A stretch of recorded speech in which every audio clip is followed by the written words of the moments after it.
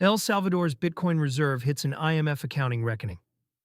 El Salvador's national Bitcoin holdings are being pulled into the kind of scrutiny the country spent years avoiding.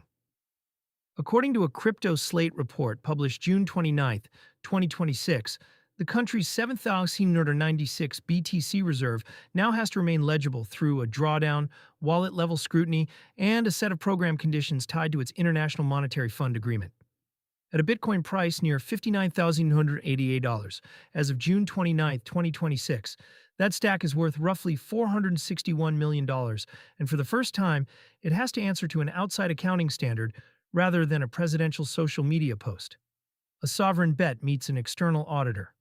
For most of its Bitcoin experiment, El Salvador ran the reserve on its own terms. Purchases were announced on X, balances were tracked by independent on-chain sleuths, and the government rarely tied itself to a formal reporting cadence. That informality is now the friction point. An IMF program does not just hand over money, it attaches conditions, and those conditions demand that public assets stay visible, valued on a consistent basis, and managed inside agreed limits. A Bitcoin reserve complicates each of those requirements. The asset is volatile, so its book value swings with the market. It can be moved between wallets, so custody has to be documented rather than assumed. And it sits outside the traditional banking rails the IMF is built to monitor, which means the fund needs the holdings to be traceable on-chain instead of through a custodian's statement. Legibility becomes the real condition. The core demand here is not that El Salvador sell its coins. It is that the country make the position auditable. Wallet scrutiny means the specific addresses holding state Bitcoin have to be identified and tracked. A drawdown means the reserve has to be managed against rules about when and how coins can be spent or sold, rather than at discretion.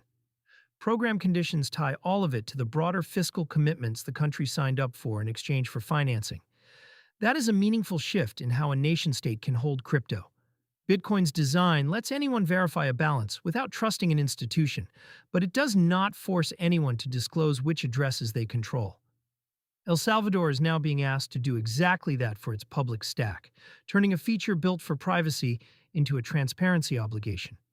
The same on-chain visibility that lets the public watch the reserve also lets the IMF hold the government to its word. Timing works against the balance sheet.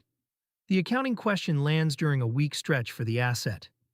Bitcoin is down about 6.6% over the past 7 days, and the broader market is in what CoinMarketCap's Fear and Greed Index labels extreme fear, reading 16 as of June 29, 2026. A reserve mark-to-market in that environment looks smaller on paper than it did weeks ago, which sharpens every conversation about valuation and drawdown limits. A government that has to report holdings on a consistent basis cannot pick the price it likes. If the IMF program requires periodic valuation, the reserve's contribution to the national balance sheet rises and falls with a market the country does not control. That is the trade for holding a volatile asset as a public reserve, and the program structure makes it explicit rather than optional.